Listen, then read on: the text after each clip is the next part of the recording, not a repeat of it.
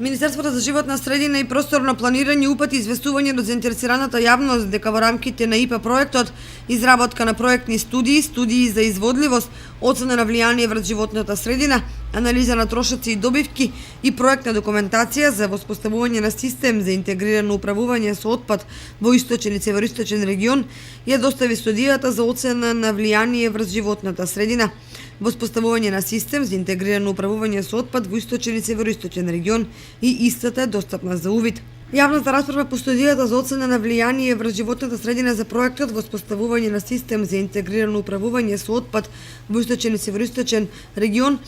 се одржа на 6 јуни во големата сала во општина Свети Николе, а на 9 јуни ќе се одржи во салата на општина Кочани со почеток во 11 часот и 30 минути и на 12 јуни во салата Бизнис инкубатор во Берово со почеток во 12 часот, на 15 јуни во салата на Советот на општина Куманово поранешен комитет први кат со почеток во 11 часот. Според тоа, утро со почеток во 11 часот и 30 минути ќе се одржи јавна расправа по студијата за оцена на влијанието врз животната средина за проектот воспоставување на систем за интегрирано управување со отпад во источен и североисточен регион.